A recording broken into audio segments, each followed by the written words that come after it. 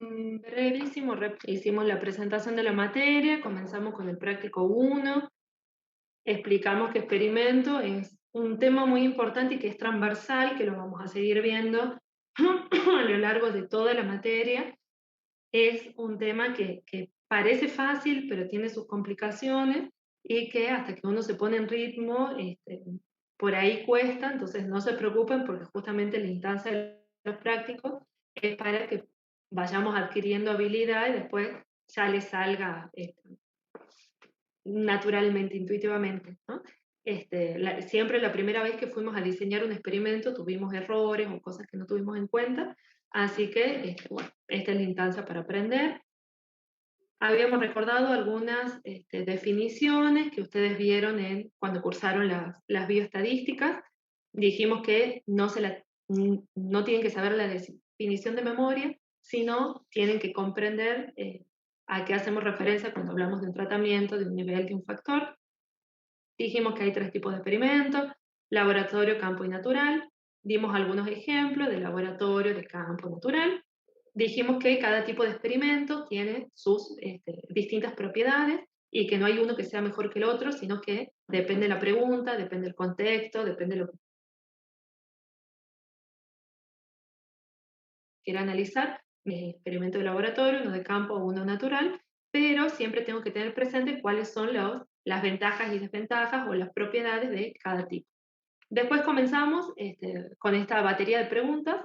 Nosotros dijimos, les íbamos a dar un escenario, es importante que ustedes puedan resolver estas preguntas a partir de un enunciado, que las puedan resolver a partir de una figura, que las puedan resolver a partir de una tabla,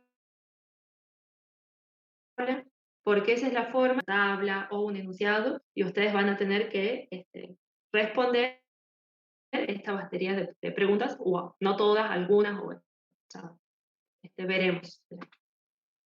Después resolvimos juntos, como a modo de ejemplo, el punto A, que era sobre la depredación de nidos. Con respecto a ¿alguno o alguna le quedó alguna duda?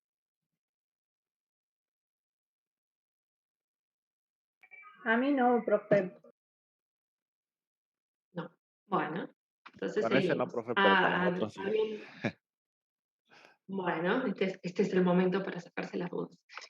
Habíamos dicho que cuando graficamos era importante siempre explicar qué es lo que hay graficado, o sea, variable dependiente en función de la independiente. En la independiente siempre van los tratamientos y que es importante siempre tener representada la media y cualquier versión, porque esto nos permite observar si hay diferencias entre tratamientos o no. ¿Sí? Bueno, el segundo punto es invasiones biológicas. Les dice, las invasiones biológicas es una de las principales causas de pérdida de biodiversidad. El sereno, Ligustrum lucidum, es una especie leñosa originaria de Asia que se comporta como invasora en Argentina y en otros países del mundo, así como en diferentes sistemas, pastizales, bosques y selvas. El sereno presenta rápido crecimiento, fructificación abundante con dispersión ornitócora, reproducción por semillas, reproducción vegetativa a través del rebrote de raíz y tiene la capacidad de rebrotar luego de un corte. Obviamente, todas estas características hacen que sea una especie difícil de controlar y justamente todas estas características bioecológicas que mencionamos son las que hacen que una especie sea invasora. Nosotros todavía no vimos qué son las invasiones biológicas. Yo no sé si ustedes en el cursado de las materias que estuvieron hasta ahora en biología, hay alguna que hayan abordado la problemática de invasiones. ¿Lo vieron antes o no?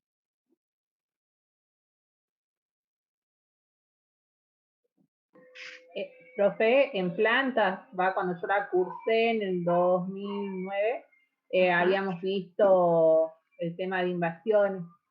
¿Cuáles son las Eh, invasiones? sí, sí, sí, vimos, ay, no me acuerdo la especie, pero sí te abordamos un poco el tema, que son especies que salen del hábitat natural y empiezan a ocupar terreno, o sea, hábitats que no Ejemplos corresponden de plantas a su área de distribución natural. Exactamente, ¿sí? Nosotros invasiones biológicas las vamos a ver más profundamente, casi al final de la materia, como una de las principales causas de pérdida de biodiversidad. ¿Sí? Cuando veamos cambio global,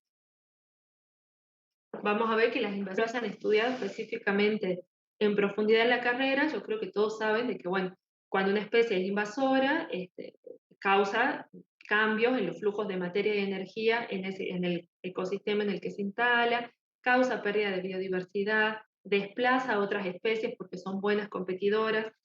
Algo que sí está bueno aclarar acá,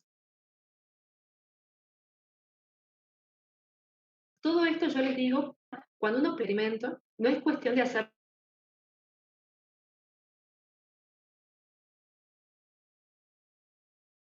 mecánicamente, de buscar, bueno, este factor, esta es la variable, sino que uno se tiene que experimento y por qué, ¿no? Entonces, no convierten en invasora. Como dijimos, como dijo Luis antes, una especie fuera de su rango, o sea, está fuera, es nativa de alguna zona. En este caso, en el sereno, es nativa de Asia. Pero acá es invasora porque está fuera de su área de distribución natural y además puede mantener una población viable por sí misma, ¿no? O sea, sin necesidad de intervención humana, el sereno puede, o las especies invasoras también como el pasto cubano, el paraíso, bueno, tenemos un montón de ejemplos. La rata típica que está siempre en los dibujitos, ratus ratus, es una especie invasora. Hay especies de cucarachas llenas de especies invasoras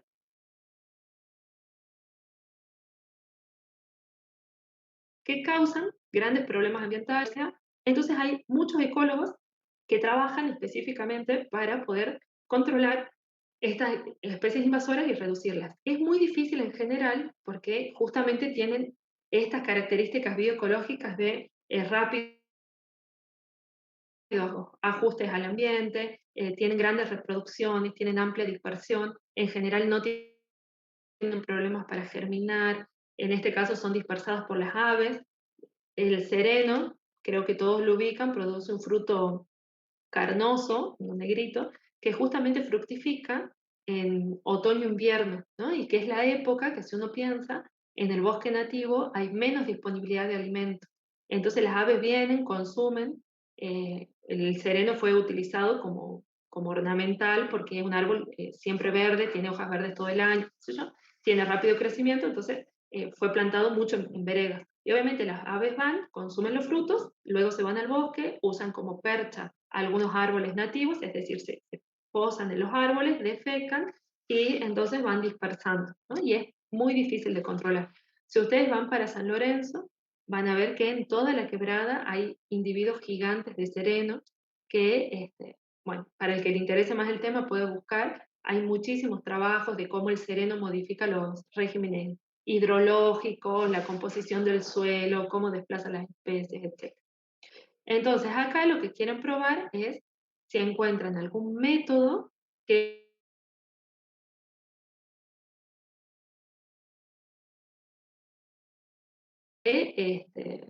permita controlar esta especie.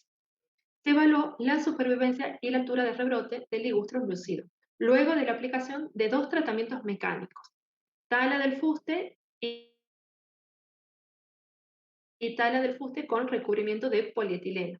El problema, como les dice en el enunciado, es que el sereno uno lo corta y no se termina el problema porque tiene reproducción vegetativa. Entonces, 30 a 40 centímetros, y de ese tocón, le decimos que queda, vuelven a salir rebrotes, vuelve a crecer, el individuo no se murió. Entonces, acá prueban qué pasa si solamente lo cortan y qué pasa si además de ese corte mecánico, o sea, ese tratamiento mecánico, le hacen un tratamiento químico, ¿sí? Lo cubren con polietileno, cosa de asfixiar entre comillas, o sea, de sellar esa superficie y que no pueda haber rebrote, ¿no?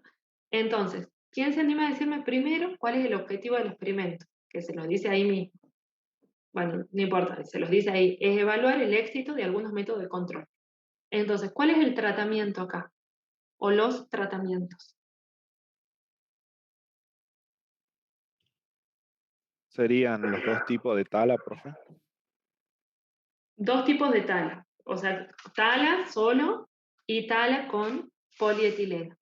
Pero si ustedes se fijan en el gráfico, dijimos, siempre va variable respuesta y va los tratamientos o los factores, ¿no? Acá, variable respuesta. ¿Qué es lo que nosotros esperamos que cambie? ¿Qué es lo que vamos a medir? ¿Cuál es la variable dependiente? La Sería la supervivencia. supervivencia y la altura del rebrote. La supervivencia y la altura del rebrote. ¿Le estamos dando datos de altura de rebrote? No. No, ¿no? Entonces, ojo ahí, porque sus conclusiones solamente van a poder estar con base a la supervivencia. No tienen datos para concluir sobre también la clase pasada, como ustedes solamente pueden concluir sobre lo que midieron y sobre lo que analizaron, ¿sí? O sea, van a poder saber si hay o no influencia de estos métodos sobre la supervivencia. No vamos a poder decir nada del rebrote, de la reproducción, del crecimiento, ni nada que no ustedes cuando planto de tesis o de investigación vean que haya coherencia entre el objetivo, la metodología, los resultados y la discusión, ¿sí? Bueno, pero acá yo veo 6 barras. ¿Qué me está representando esas 6 barras?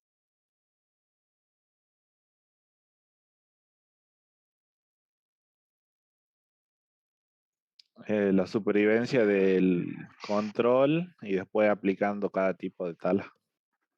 Tratamiento y el... Bueno, pero entonces ahí ya modificamos, porque un factor que era el tipo de tratamiento, entonces tiene 3 niveles, no 2 como habíamos dicho, ¿no? Acuérdense que el control es un tratamiento.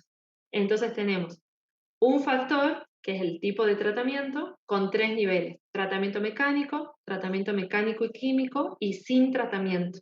El sin tratamiento es el control. ¿Bien? Bueno, pero yo acá veo 6 barras. ¿Qué onda con esto de bosque y matorral?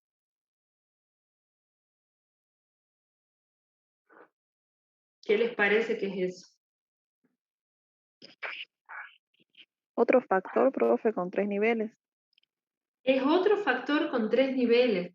¿Por qué? Porque yo estoy suponiendo de que el comportamiento de este árbol podría ser diferente si me encuentro en una zona de matorral o en una zona de bosque.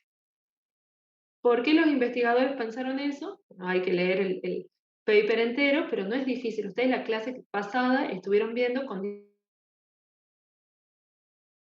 y recursos, ¿no? Las especies compiten por recursos y que son afectadas por, o que responden distintos ante diferentes condiciones ambientales. En un bosque y en un matorral son distintos los recursos y las condiciones. Entonces voy a decir, bueno, puede ser que esta especie, no sé, en un bosque donde hay mayor cobertura, otras condiciones ambientales diferentes del matorral, se comporte distinto. Entonces acá están evaluando 2 factores: el tipo de tratamiento y el sistema eh, en el que está, el sistema ambiental, que puede ser bosque o matorral. Entonces, eso es otro factor con 3 niveles. ¿Cuántos tratamientos tenemos acá? 6, profe. 9. Tenemos 6. 6. Entonces, ¿Por qué? Porque este es un experimento factorial, ¿sí? Y acuérdense que en el factorial, esa frasecita que habíamos dicho al principio de que los tratamientos es igual a los niveles del factor. Teníamos el primer factor, que es tratamiento, con 3 niveles. El segundo factor, que es tipo de ambiente, con 2 niveles, bosque y matorral. 3 por 2, 6. Y acá tienen las 6 barras representadas. Si ustedes tienen 6 barras, seguro son 6 tratamientos. Pero a nosotros no nos basta con que ustedes nos digan 6 tratamientos. Nos tienen que decir cuáles son esos tratamientos. Entonces, sin intervención en bosque, sin intervención en matorral. Con corte mecánico en bosque, con corte mecánico en matorral. Con corte mecánico y aplicación de un químico en bosque, lo mismo en matorral. Ahí tienen sus 6 tratamientos. ¿Sí?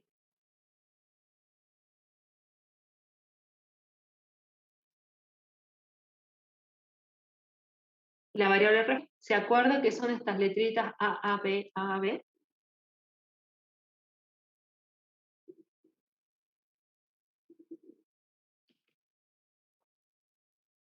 Los que tienen la letra A son los que prácticamente no se ven afectados, digamos, por los tratamientos y el B sí. Bueno, acuérdense cuando ustedes vean los resultados del test, de los test estadísticos, ¿no? Letras iguales indican que estadísticamente los datos fueron similares, letras distintas indican que estadísticamente los datos son distintos. Entonces, de nuevo, ¿cuál sería la conclusión del experimento?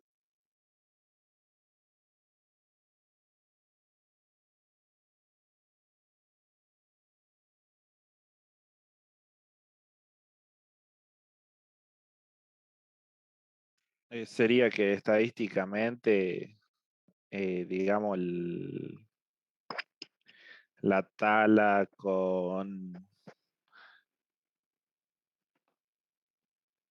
recubrimiento de polietileno sí afecta, digamos, la supervivencia del sereno. Bueno, esa sería una forma de expresar los resultados. En los resultados uno siempre encontró. Entonces debería ser un poco más, a ver, ¿hubo diferencias? ¿No hubo? ¿Cuál fue menor? ¿Cuál fue mayor? Entonces, ¿qué podés concluir de este experimento? Pensando en el objetivo. Profe, yo puse, se puede concluir a partir del gráfico que el método más exitoso para el control del sereno es la tala de fuste con recubrimiento de poliestireno para ambos tipos de ambientes. Exacto. Este es la solución principal, que es lo que a mí me interesaba saber.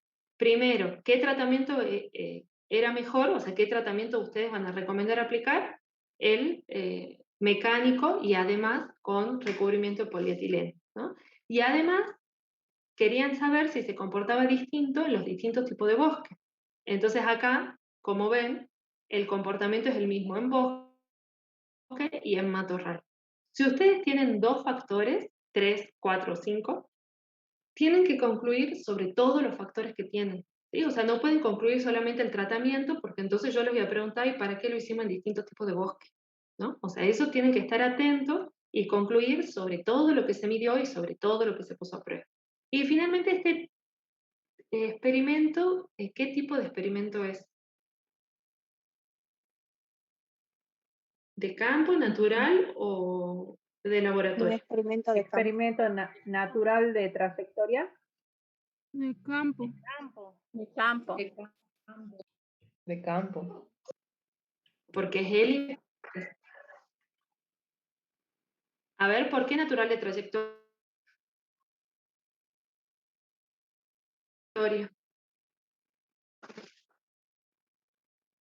Yo lo había pensado de esta manera porque nosotros podemos hacer un seguimiento en el lugar, digamos.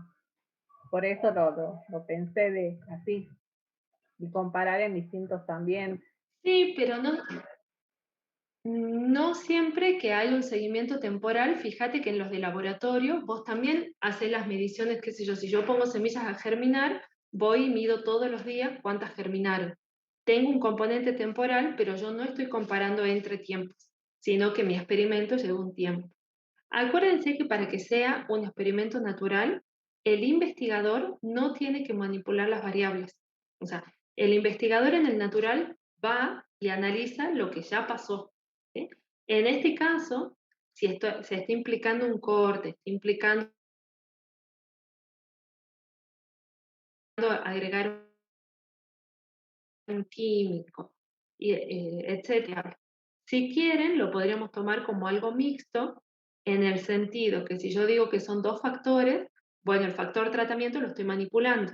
El factor bosque y matorral no, porque bueno, el bosque está y el matorral está, y no es que yo fui y diseñé un bosque o fui y diseñé un matorral. Entonces podría ser también un experimento mixto. ¿Sí? Pero siempre que hay intervención humana, o sea, intervención por parte del investigador, es un experimento de campo, ¿no? De todas formas, Bien, a ver, perfecto. así, esto de si es de campo, si es natural, qué sé yo, nosotros lo hacemos en este momento como para que ustedes tengan en claro cuáles son los tipos de experimentos en ecología. Después en la vida real no es que son mutuamente excluyentes y esto, si yo hago de campo, entonces no puedo hacer natural o no puedo hacer de laboratorio. Ustedes saben que en ecología vamos a ver que tenemos muchas clasificaciones y muchos, pero es como un método que nos sirve a nosotros para estudiar y comprender la realidad. La naturaleza no viene clasificada y van a ver que no es todo cuadrado, ¿no? Después uno puede echar mano a diferentes cosas, pero bueno, en este momento, como para que tengan en claro, si interviene el investigador en la variación de los factores, es un experimento de campo. Bueno, ¿alguna duda sobre este experimento?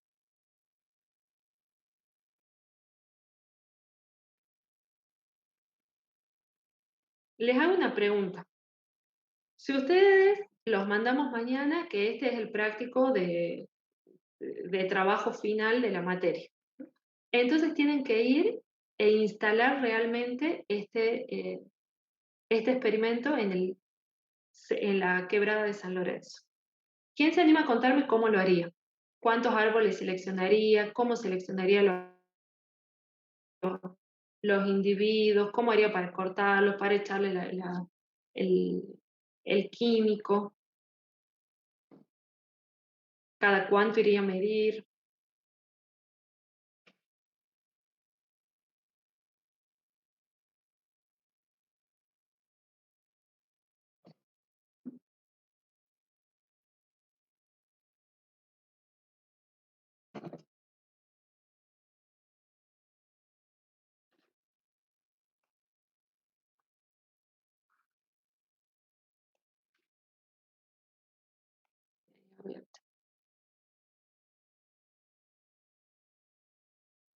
¿Este refiere?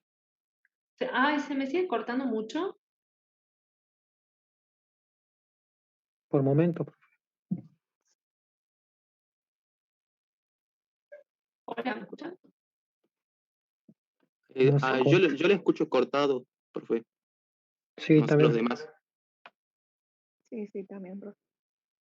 Sí, por momentos, profe, se corta.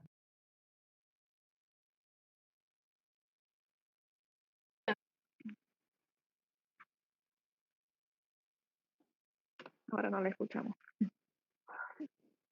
No, sí, yo también los escucho cortados. ¿Saben qué? Voy a apagar la cámara para ver si ahí mejora un poco más. ¿Sí? Preguntaba entonces cómo se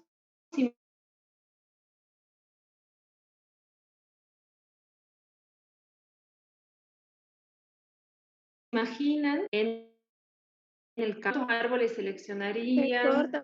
Si no lo puede escribir en el chat. cómo. A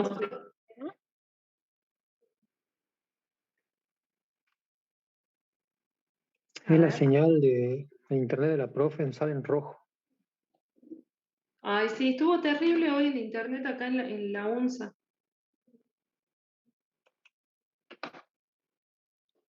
A ver si ahí mejora. A ver, espérame un ratito, voy a desenchufar esto.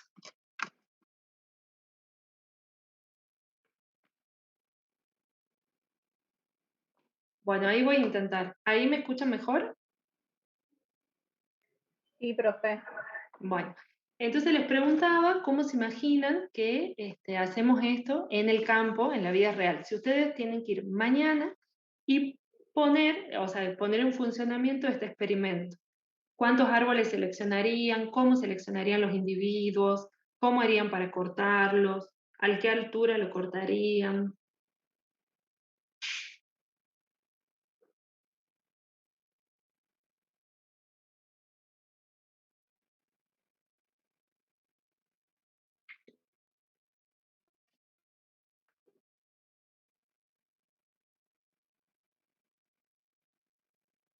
¿Nadie se anima? Y yo por ahí pienso que seleccionaría en cada, no sé, en un bosque, más de 3 árboles para hacer las réplicas.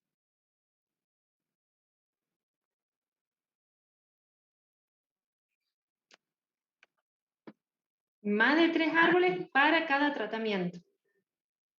Bien. ¿Y qué características tendrían?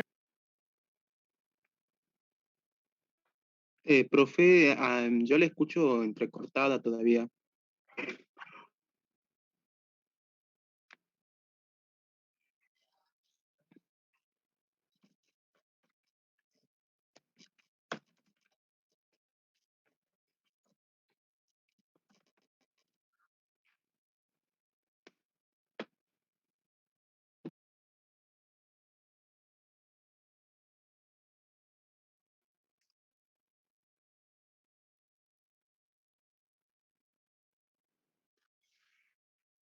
Espéreme 2 segundos, estoy intentando desde el celu.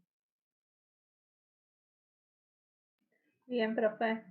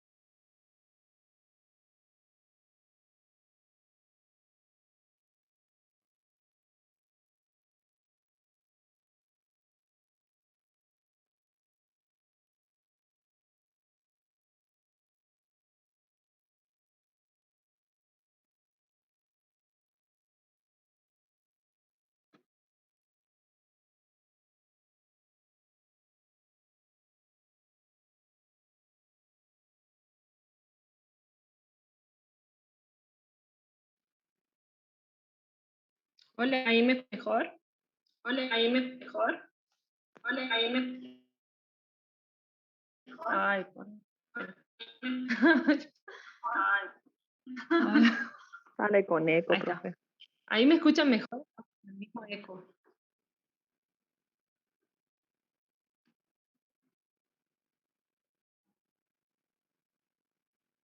Hola.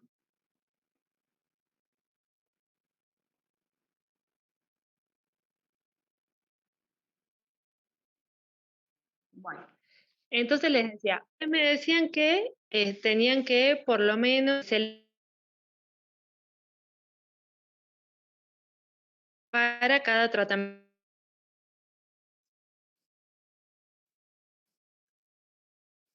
Se sigue cortando, profe. Tamaño. Sí, se corta todavía, profesora.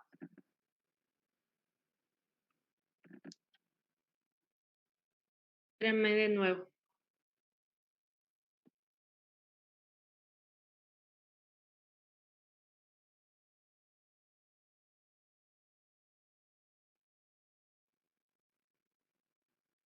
A ver, ahí está mejor.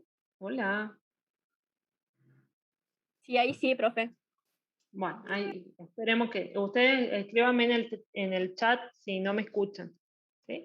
Ahora, yo les decía, ustedes dijeron que al menos harían 3 individuos para cada tratamiento. Bueno, en el caso de árboles estaría medio poco 3 individuos, podrían hacer un poco más, pero sí, si no tienen otra, por lo menos 3. Ahora, ¿qué características tendrían esos individuos? ¿Serían del mismo tamaño, de distinto tamaño?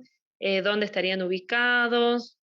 ¿Qué recaudos podrían tener ustedes en cuenta a la hora de seleccionar los individuos para su tratamiento?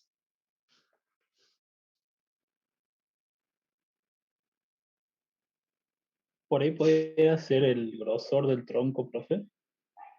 Bueno, el tamaño del árbol, La bien, misma yo altura. buscaría, exacto, que en lo posible sean individuos similares. ¿Por qué? Porque la respuesta puede ser distinta de un individuo juvenil, si voy y corto, no sé, un individuo de 5 centímetros de diámetro o si corto uno de 60 centímetros de diámetro. Entonces, acuérdense que uno tiene que tratar de que todas sus unidades muestrales, que en este caso es el árbol, sean lo más similares posible. Entonces yo seleccionaría todos individuos de tamaños similares, de alturas similares, y después en el campo, ¿cómo seleccionan a quién le van a aplicar tratamiento mecánico, a quién mecánico y químico y a quién control? O sea, ustedes se paran en el campo y ¿qué hacen? ¿Hacen 3 controles, 3 químicos y 3 químico y mecánico? Una selección al Yo, por azar. ejemplo, los haría al azar. Perfecto. Al azar es una muy buena idea. ¿Por qué? Porque al seleccionar los individuos al azar me permite que si hay algún otro factor que esté influenciando y yo no lo tuve en cuenta, esa influencia va a estar distribuida al azar entre todas mis unidades muestrales. ¿Sí? Acuérdense, en el campo hay un montón de cosas que yo no puedo controlar. Obviamente voy a tratar de... ¿Alguien creo que tiene el micrófono abierto?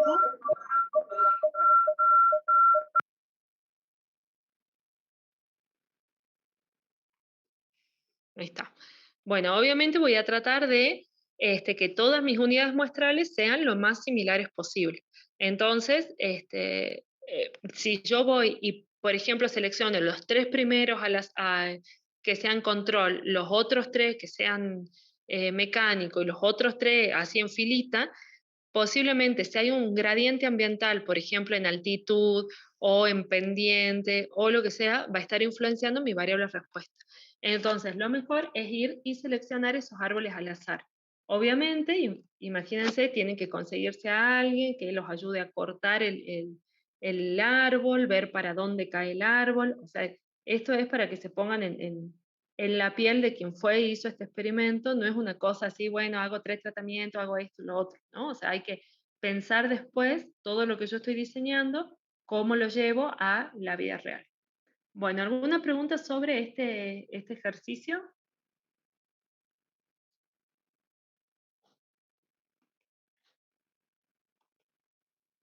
No, profe. Bueno, entonces pasamos al próximo ejercicio.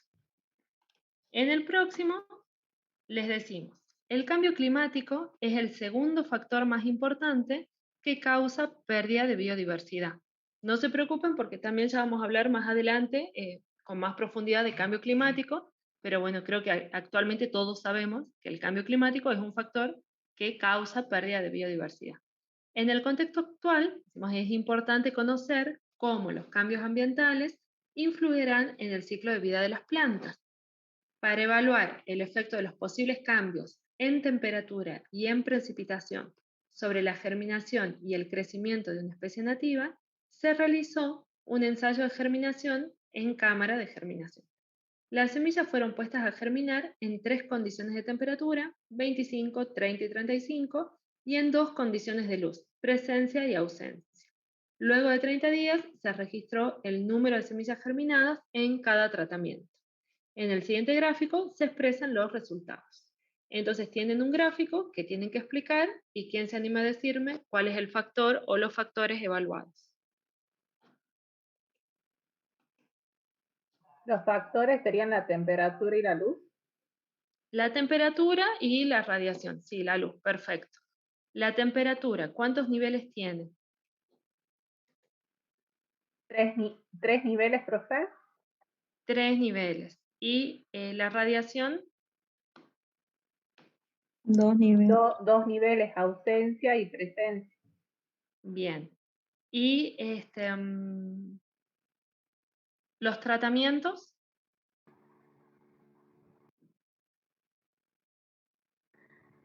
Serían... Son 6. Son 6. Perfecto, 6 tratamientos, que es la combinación de los niveles del factor. O sea, en luz tengo 3 temperaturas y en radiación tengo 3 temperaturas. La o las variables respuestas, ¿cuál es?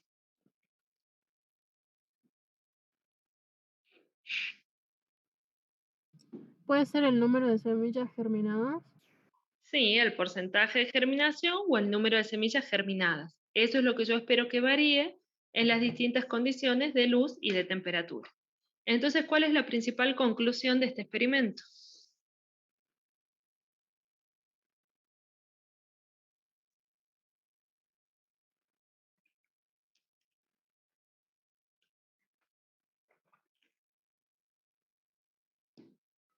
Profe, yo puse que se puede concluir que la luz no fue un factor influyente en la germinación de las semillas, pero sí la temperatura, donde la más óptima para la germinación de esta especie es de 25 grados centígrados. Bueno, Y si ustedes se acuerdan, cuando vieron en fisiología, cómo pueden clasificar a las semillas con base en su respuesta a la luz. De nuevo, eso que acaban de mencionar son los resultados. ¿Cuál sería entonces la conclusión de este experimento? ¿Se acuerdan cómo se clasificaba las semillas con base a su respuesta a la luz?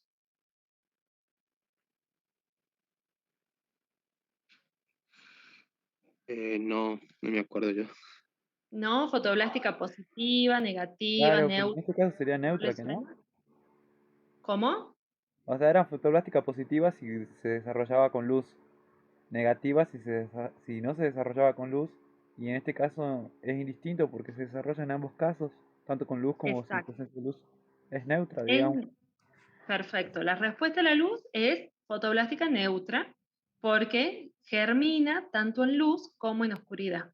Y con relación a la temperatura óptima para la germinación de esta especie es 25 grados centígrados. ¿Sí? ¿Se acuerdan? Seguramente la clase pasada de teoría vieron ese gráfico que era como una campana de Gauss, donde la profe les mostraba cómo influye una condición en el ciclo vital de las especies. ¿Se acuerdan del gráfico? Pucha, lamento no poder compartirles pantalla desde acá. ¿Sí? Donde nosotros podemos tener la temperatura en el eje de las X y en el eje de las Y el fitness de la especie. ¿Sí? Y entonces decimos, bueno, en realidad si uno piensa en el nicho ecológico de una especie y pensás, por ejemplo, en la dimensión de la temperatura, decís, bueno, ¿cuál es la temperatura máxima y mínima donde en las cuales esta especie puede germinar? ¿Cuáles son las temperaturas en las que esta especie, por fuera de las cuales no puede germinar? ¿Sí? Ahora, si yo les digo, esta especie puede germinar entre 15 y 30 grados centígrados, no quiere decir que en todas las temperaturas dentro de ese rango germinen la misma magnitud, ¿no? O sea, igual voy a tener una zona óptima y zonas donde la germinación comience a disminuir. Esto me sirve, por ejemplo, una de las aplicaciones es poder estimar qué le va a pasar a las especies dado ciertas condiciones ambientales en el futuro. Y entonces así puedo estimar el valor de conservación o definir prioridades de conservación de cada especie, diciendo, bueno, si en el futuro aumenta 40 grados centígrados y yo hice un experimento de germinación y a 40 grados centígrados ya no germina, por decirle así una cosa extrema, entonces obviamente esta especie va a ser prioritaria de conservación porque tiene muchas probabilidades de extinguirse dadas ciertas condiciones. ¿Bien? Bueno, ¿qué tipo de experimento se realizó acá?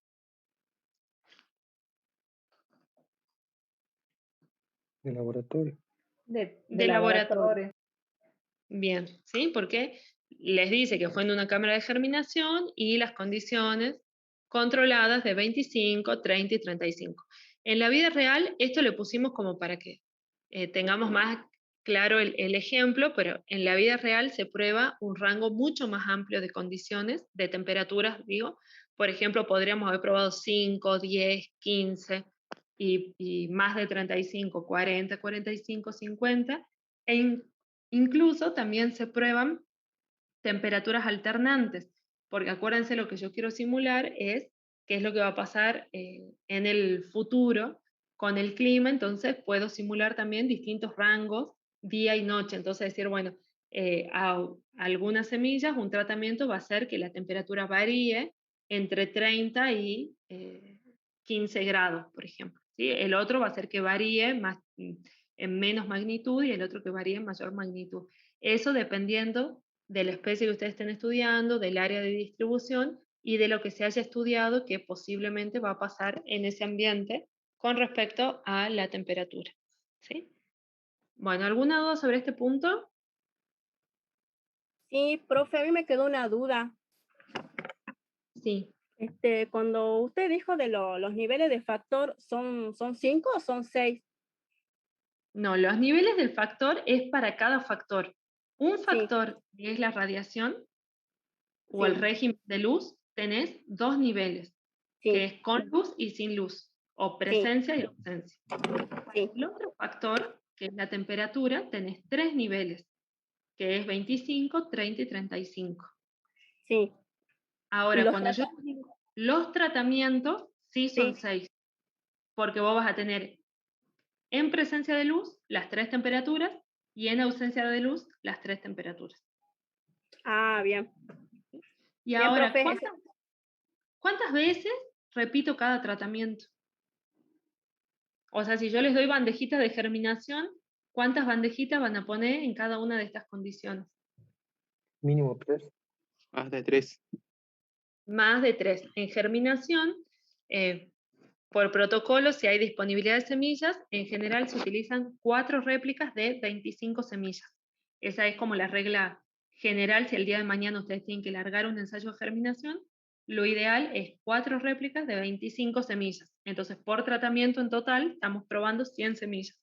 Podemos hacer menos semillas, podemos hacer menos réplicas, no menos de 3, en el caso que sea, por ejemplo, una especie endémica y que no hayamos conseguido demasiada cantidad de semillas, entonces, bueno, uno reduce. Pero si hay disponibilidad, lo ideal es hacer 4 réplicas de 25 semillas.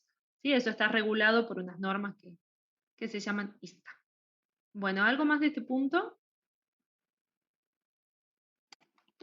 Profe, yo tengo una duda, pero no es de este punto, o sea, en general, de generalización de dichas conclusiones.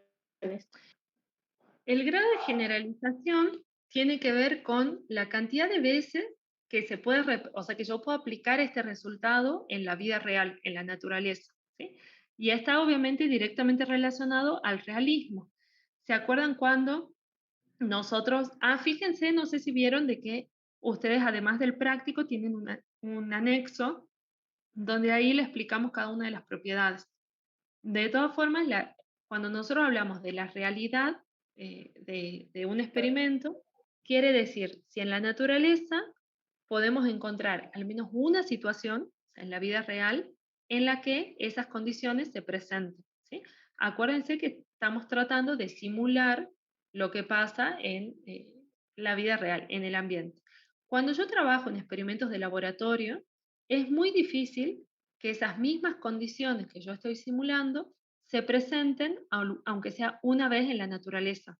¿Por qué? Porque, bueno, uno controla tanto todos los factores de que en realidad cuál es la probabilidad de que solamente varíe la temperatura y no varíe el sustrato y no varíe la humedad relativa y no varíe la radiación y no varíe nada más que la temperatura que yo estoy simulando en mi cámara de germinación, ¿sí? Puede pasar y en la naturaleza puede todo pasar, por eso no decimos que el realismo es nulo, decimos que es bajo o muy bajo. Si el realismo es bajo, muy bajo, es decir, la probabilidad de que eso que yo estoy simulando se presente aunque sea una vez en la naturaleza, imagínense la generalidad, que es la probabilidad de que se presente varias veces en la naturaleza. En un experimento de laboratorio, la generalidad es nula, o sea, no tiene generalidad. Yo solamente puedo concluir que esta variable respuesta reacciona así a este factor, a las variaciones de este factor, dadas las condiciones que yo simulé. ¿Por qué? Porque en la naturaleza pueden haber efectos sinérgicos, pueden haber otros factores que interactúen, que anulen los efectos. No sabemos qué pasa, ¿sí? En el de campo, el realismo es medio a alto. ¿Por qué? Porque en el campo yo estoy manipulando algunas variables, como en el caso que veíamos del ligustrum, yo estoy yendo y lo estoy cortando, pero en realidad todas las condiciones son de campo. Yo no estoy manipulando la temperatura, no estoy manipulando la humedad, las precipitaciones, las heladas, los depredadores que pueda llegar a ver, la pendiente, la composición del suelo, todos los factores que a ustedes se les ocurra describir, en el campo no estamos manipulando, ¿no? Entonces es una situación real. En ese caso, por definición, el realismo es medio a alto. Y la generalidad va a ser también media. ¿Qué quiere decir que la generalidad sea media? Que si yo en este experimento dije el, el tratamiento o el mejor tratamiento o de los que tengo disponible, el mejor tratamiento para controlar el ligustro es el tratamiento mecánico, el corte mecánico más el polietileno. o sea, más ese tratamiento químico. Es posible que si yo, en vez del cerro, la quebrada de San Lorenzo, me voy a los toldos, por ejemplo, que es otro ambiente, otro, no sé si conocen los toldos, es un lugar precioso para ir. Si encuentro Ligustrum lucidum en los toldos, es probable que el tratamiento y reaccione de la misma manera, ¿sí? O sea que el tratamiento que mejor resultados dé sea el corte y el polietileno. Por eso la generalidad de mis conclusiones son medias a altas. Y en el natural, el realismo es máximo porque el investigador, por definición, no está manipulando nada y por lo tanto la generalidad también es alta, ¿no? Porque justamente el investigador no manipula nada. Por ejemplo, ¿se acuerdan que la clase pasada habíamos dado el ejemplo del fuego? Y decíamos, si yo voy y mido regeneración en una zona incendiada y en una zona no incendiada, y veo cuál fue el efecto del fuego sobre la regeneración de la especie X.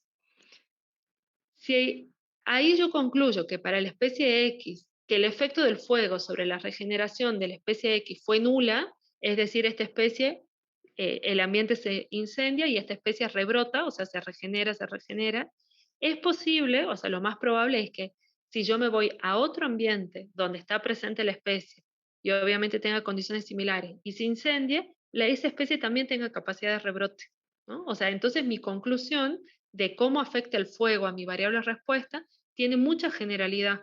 Yo no solamente puedo concluir para el lugar que estoy estudiando, sino que es posible que se repita en la naturaleza. ¿Se entendió un poco más lo de la generalidad y el realismo? Sí, profe. Sí, sí. Bueno, pasemos entonces al siguiente punto, al punto D, donde les dice, los hongos formadores de micorrizas arbusculares tienen gran importancia en la restauración de suelos degradados, ya que facilitan el crecimiento de la vegetación bajo condiciones de vivero y de campo. ¿Saben lo que son las micorrizas arbusculares?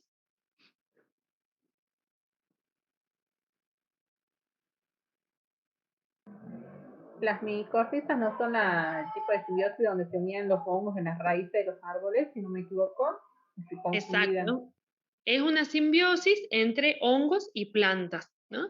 Y se forma justamente en las raíces de los árboles, es una interacción mutualista, también más adelante vamos a ver como más profundamente qué son las interacciones mutualistas, pero seguro que con la profe Lili Moraña, si no lo estudiaron, lo van a estudiar este cuatrimestre, y es una interacción de tipo positiva, ¿no? Es positiva para las dos especies que interactúan.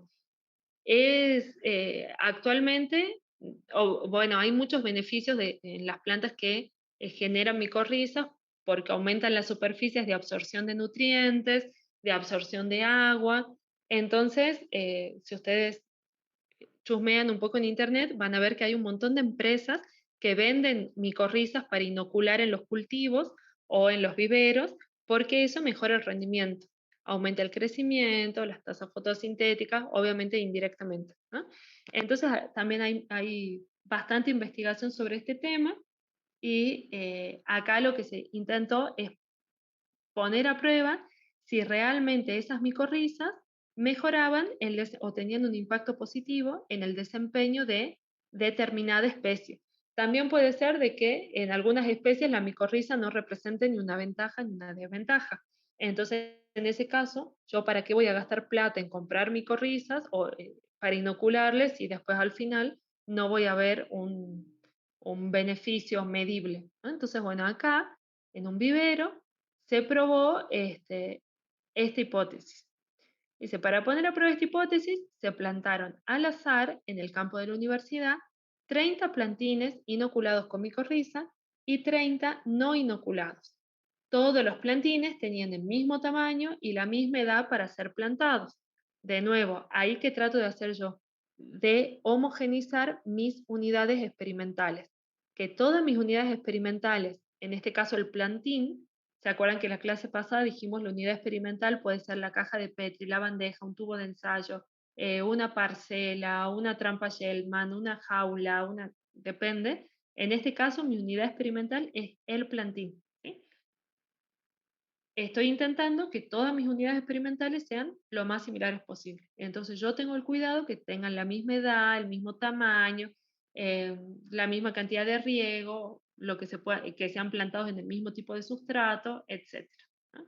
Entonces, ¿cuál es el factor acá evaluado?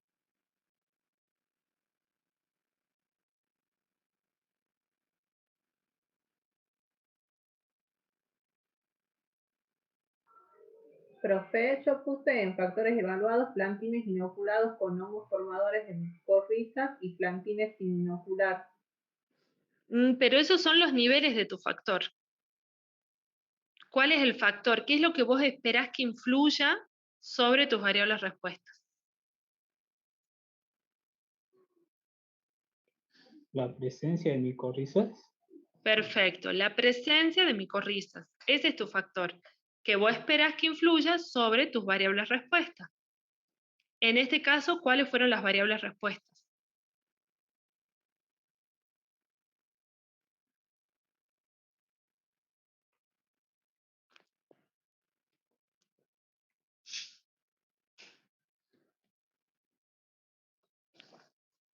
Fíjense en la tabla, ¿qué La es lo que biomasa tienen? radical, la biomasa aérea, la concentración de fósforo y nitrógeno. Perfecto, tienen 4 variables respuestas. Biomasa aérea, biomasa radical, porcentaje de fósforo y porcentaje de nitrógeno. ¿Cuántos niveles tiene su factor? El factor dijimos que es la presencia de micorrizas. Los niveles, en realidad ya lo habíamos dicho, son 2 niveles, con presencia de micorrizas, plantines inoculados, sin presencia de micorrizas. ¿sí? Y acá tienen los resultados en una tabla, donde les pone el promedio más menos la medida de desviación, que puede ser desviación estándar, y después le asigna letras, que ya dijimos letras iguales, quieren decir que los tratamientos son iguales, letras distintas, quieren decir que son distintas. Y además les da un valor de P y un valor de H, que es el estadístico. ¿Alguien se acuerda qué pasaba con los valores de P? ¿Cuándo yo podía decir que había diferencias o que no había diferencias? Acá, por ejemplo, ustedes sobre qué variables me dirían que sí hubo influencia de las micorrizas y sobre cuáles no hubo influencia de las micorrizas.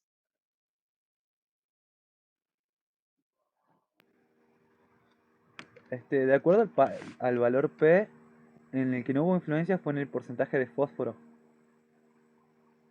porque es menor a 0,05. Al Mientras que en revés, otros en casos... ese sí hubo diferencias. entonces yo me confundí. ¿sí? Si el P es menor a 0,05, sí hubo diferencias, porque yo entonces rechazo la hipótesis nula, que acuérdense la hipótesis nula era que los Era la promedios son iguales. homogeneidad, cierto. Claro, las Bueno, me mínimas confundí, pero son se iguales. entendió. Bueno, está bien, Perdón. sirve para repasar. Entonces, si ustedes ven menos de 0,05, yo rechazo la hipótesis con un 95% de confianza. ¿sí? Entonces acá yo puedo decir, bueno, sobre la biomasa aérea, ¿hubo influencia de las micorrizas? Y sí, miren el p-valor, ¿sí? Es 0,008. O sea, hay diferencias significativas en la biomasa aérea, hay diferencias significativas en el fósforo. Sobre la biomasa radicular, fíjense que no hay diferencia, a pesar de que yo veo en los plantines inoculados 1,11 y en los no inoculados 0,73, que uno a priori sin poner una prueba estadística, yo diría, bueno, sí es diferente. Pero después, fíjense, cuando aplicamos la prueba nos da que no hay diferencias significativas. Y después, ¿qué pasa con el nitrógeno total? Nos pega en el palo, nos da 0,053. ¿Qué hacemos? ¿Rechazamos? ¿Aceptamos? ¿Hay diferencias o no?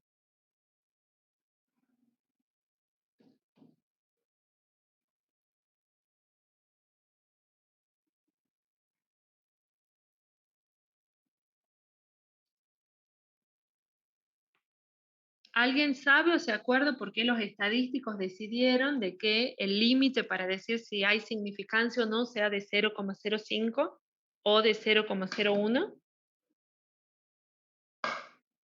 ¿Hay una razón biológica detrás para todo eso?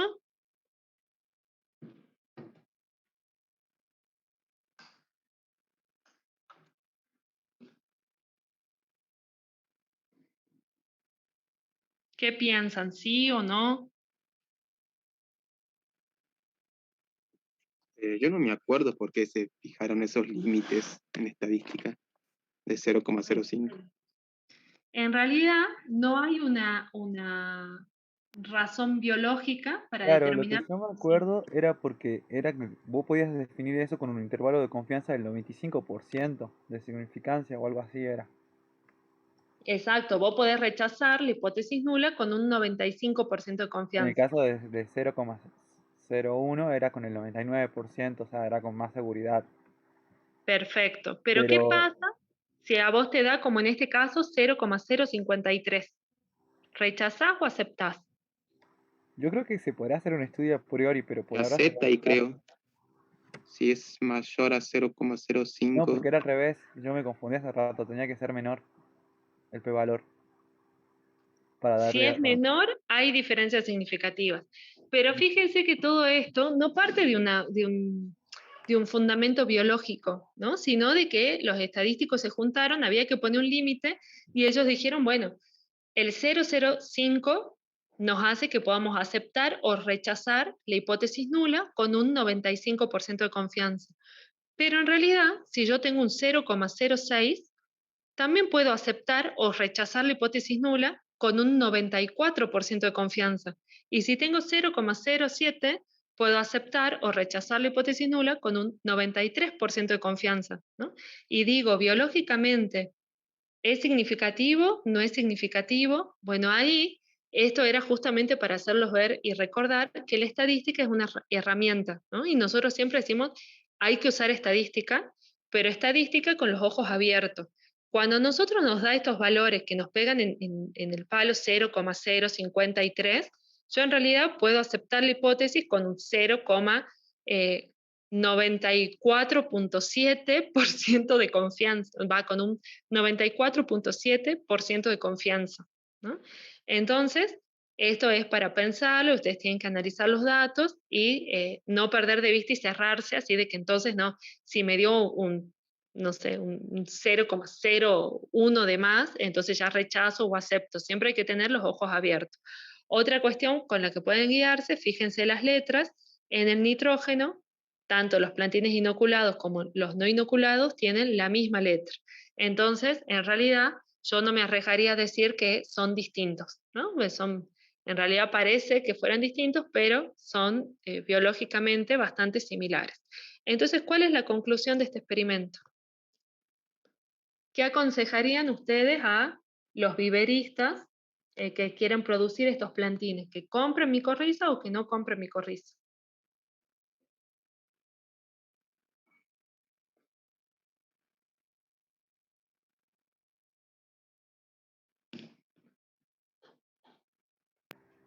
En este caso yo creo que sí sería ventajoso por dos razones. Una es por el micronutriente del fósforo y otro es el asunto de la biomasa aérea. Normalmente las plantas más tupidas son más vistosas en las que tienen mayor biomasa aérea. Entonces sí, sería una ventaja para la producción. Bueno, perfecto. Entonces, los resultados son de que las micorrizas producen un efecto positivo sobre la biomasa aérea y sobre la proporción del fósforo, del porcentaje de fósforo, que no producen diferencia entre la biomasa radicular y el nitrógeno total, y que ustedes podrían recomendar, o por lo menos le pueden asegurar al viverista, que si compran las micorrizas van a tener un mayor desarrollo de biomasa aérea. Entonces ahí el viverista con esa información decidirá si compra o no, ¿sí? ¿Entienden cuál es el objetivo final del experimento? No basta solo con decir los resultados, sino con concluir, decir, bueno, piensen en cuál era su objetivo, entonces, qué es lo que querían saber, ¿sí? ¿Alguna duda sobre este? A ver, voy a tratar, se me está acabando la batería de mi celu, que no sé por qué cuando hago así reuniones de Zoom, es como que la batería se agota en 2 minutos. Voy a tratar de volver a entrar desde la compu. Espérenme 2 minutos.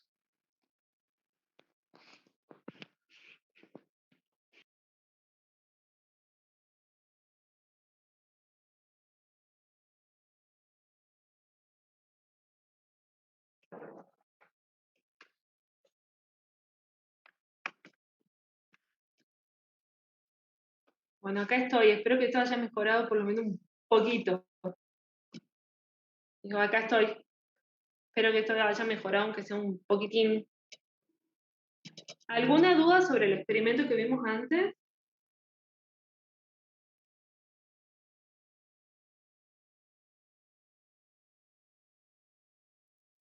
De mi parte, no, profe.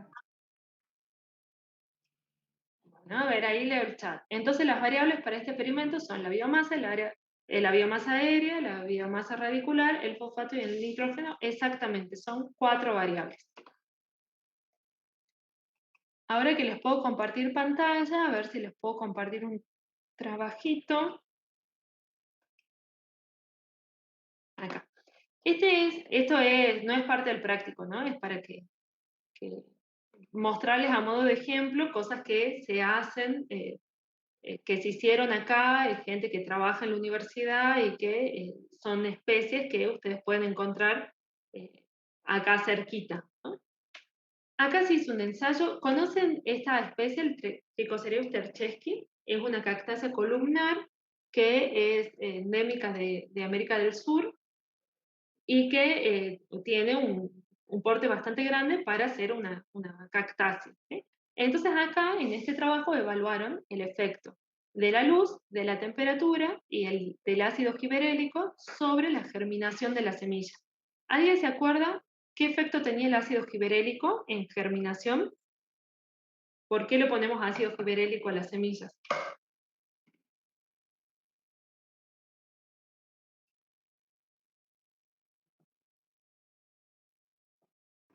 ¿Puede ser que tenga que ver con el desarrollo radicular?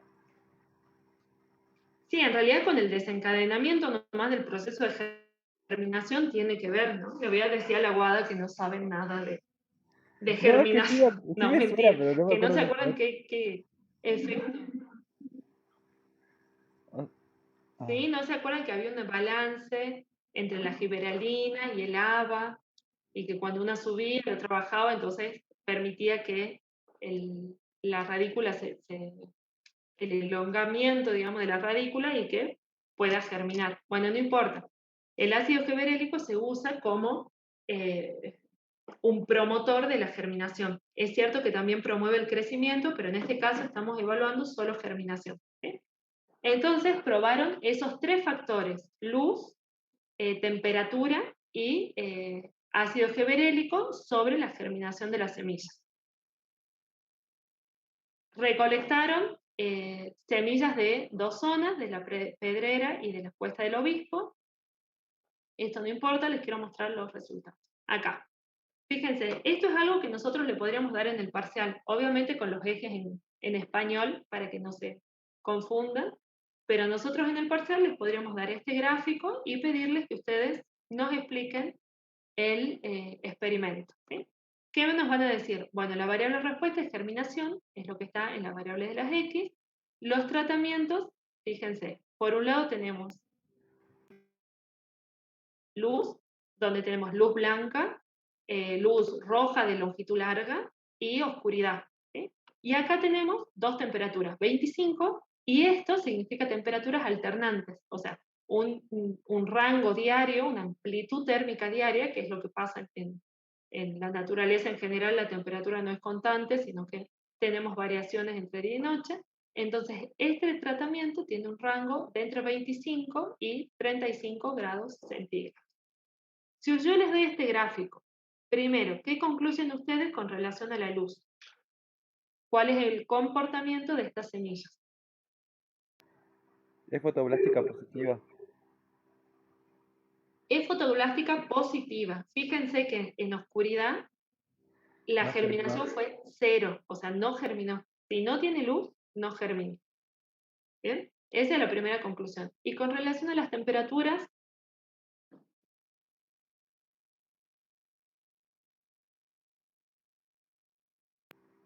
O sea, la temperatura óptima serían los 25 grados porque hay mayor porcentaje.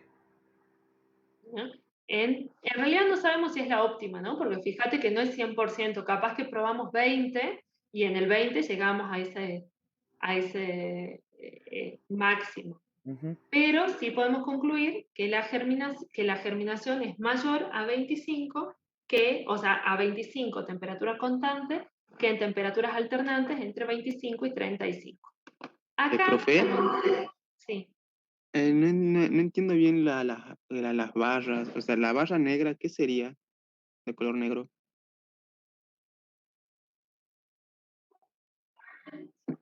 La barra negra, La fíjate que barra, acá tenés esa barra que representa. Sí. Esta barra, fíjate que acá tenés la ¿Hola? referencia. Esta barra, hola, hola, hola. ¿Me escuchan? Sí, se cortó un poquito.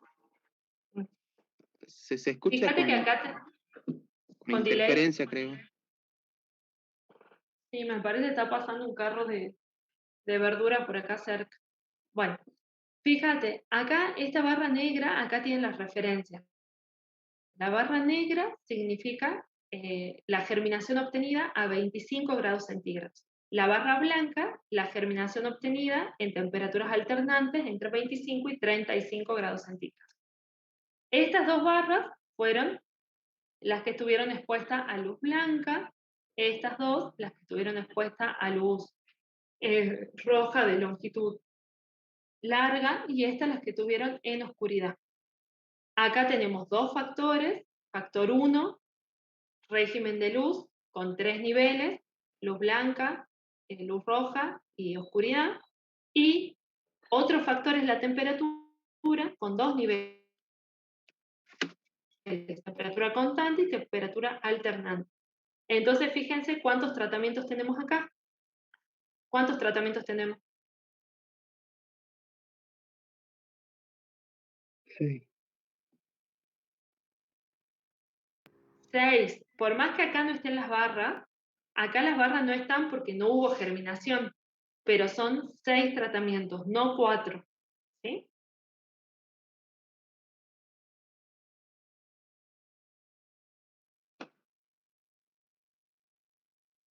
¿Me escuchan?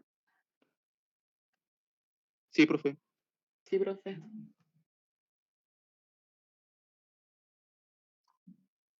Bueno, entonces lo que yo les decía es que de acá no podemos concluir cuál es la temperatura óptima, porque acá nunca llegó al 100%, entonces yo no puedo saber cuál es la óptima. Entonces, acá lo que hicieron es probar. Bueno, este era el efecto del ácido giberélico, que pusieron sin ácido giberélico, que es el control, con 500 partes por millón y 1000 partes por millón, y se fijaron el porcentaje de germinación. Pero bueno, no importa, dejemos lo del ácido giberélico, lo dejemos, les quiero mostrar otras cosas. Esto les quiero mostrar. Acá, esta es la forma de conocer, de hacer los ensayos de germinación para conocer cuáles son las temperaturas mínimas, las máximas y las óptimas. ¿Sí? ¿Se acuerdan cuando la profe Guada en la clase pasada les mostraba esa curva en forma de Gauss, donde uno podía identificar justamente el máximo, el mínimo y los óptimos?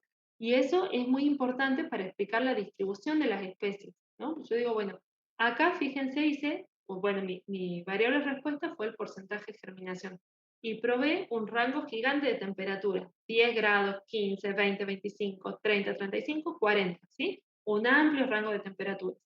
Y acá, en este caso, la barra negra representa las semillas que vinieron de la población Cuesta del Obispo y la barra blanca las semillas de la población las semillas que vinieron de la población de La Pedrera, ¿sí? Porque por ahí, dependiendo de la calidad de las semillas, pueden tener un comportamiento distinto, ¿sí? Acá directamente ya las probaron en luz, ya no hicieron el tratamiento oscuridad. ¿Por qué? Porque antes ya habían descartado de que estas semillas son fotoblásticas positivas. Fíjense que si en esta batería de temperaturas, si yo además le pongo el factor luz y el factor giberelina termino teniendo 800 tratamientos, y acuérdense que de cada tratamiento tengo que tener réplicas, semillas, bueno, ya se hace algo inmanejable. Entonces es bastante común que en los experimentos de laboratorio uno vaya así como por parte, evaluando de a 2 factores, de a 3 factores, y después vaya descartando y probando otras cuestiones, ¿sí? Acá fíjense, ¿cuál es la importancia de esto? A 10% la germinación fue nula, ¿sí? Pero fíjense que esta especie, en especial en Cuesta del Obispo, es capaz de germinar en un rango amplio de temperaturas. Esta especie puede germinar entre 15 y 35 grados. Ahora, 35 grados germina menos que a 15 y 20. Yo acá, ¿qué les podría decir? La temperatura óptima para esta especie es entre 15 y 25 grados. Más de 25 grados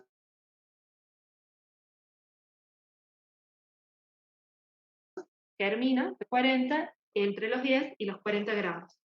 ¿Se acuerdan que la profe Guada también les contó de las temperaturas cardinales? Que justamente, porque yo les digo que esto es una de las causas que pueden explicar la distribución actual de las especies.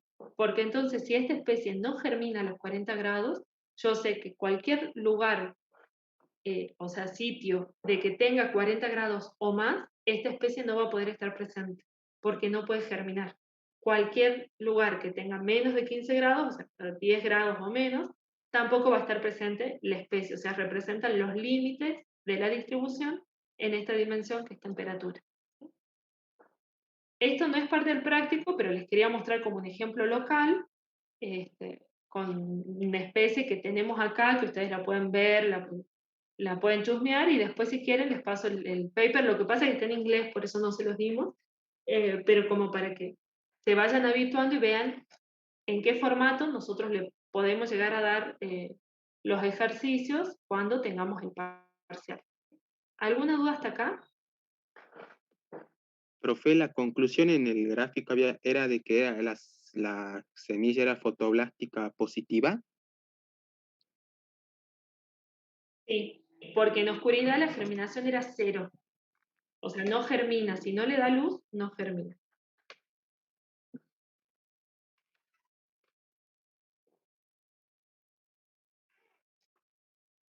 Bueno, y el último punto, les pedíamos que ustedes en grupo propongan un experimento y que digan cuál es el objetivo, por qué se les ocurrió eso, cómo propondrán su experimento. Entonces, si alguien se anima, puede proponer su experimento y lo vamos conversando. O sea, no tengan miedo a equivocarse, porque como les digo, siempre la primera vez que fuimos a diseñar el experimento,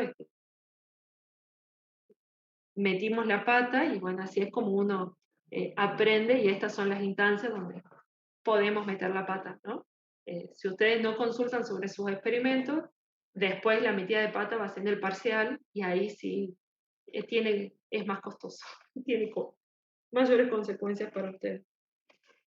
Entonces, no sé, ¿alguien se anima a mostrarnos o a contarnos qué propusieron de experimento?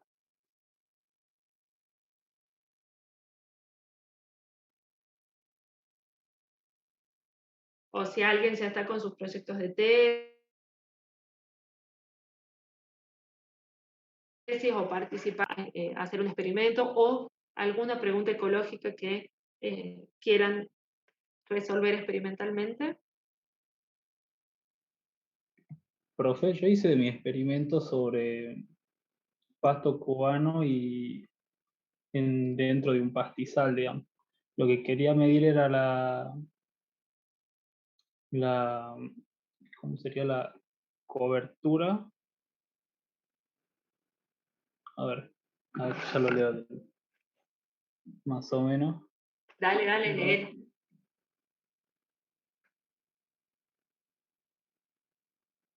La abundancia de especies que, bueno, que había en un pastizal. Ahí puse un par de especies que no son invasoras. ¿Cómo se ve afectada por la presencia de de la especie invasora del pasto cubano? Bueno, entonces vos Y seguimos, a ver, espera, para ubicarnos todo en tu experimento. Vos seguís con el tema de invasiones biológicas que causan problemas ambientales. Entonces vos querés ver cuál es el efecto de la presencia del pasto cubano sobre la abundancia de distintas especies nativas que se encuentran en el pastizal. ¿Así sí. es? Bueno. Y Entonces, bueno, ¿cómo pondrías a prueba eso?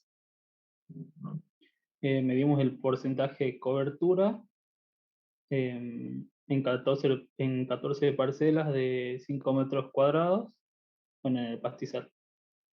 O sea, el porcentaje de cobertura o sea, pusimos 5 especies. pero como que la englobamos a todas juntas en especies no invasoras. Y la otra era la especie invasora, que era el pasto cubano.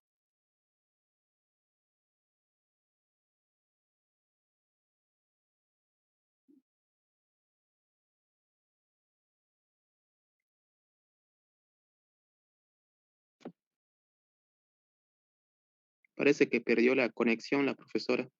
Sí, se retiró.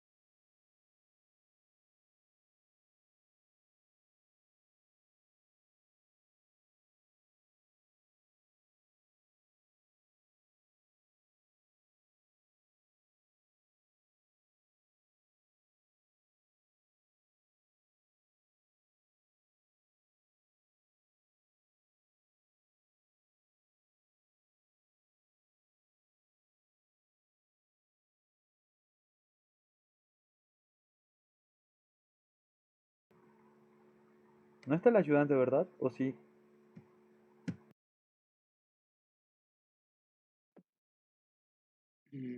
No sé quién es el ayudante.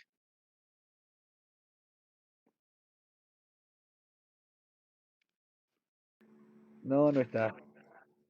Es Arabia José.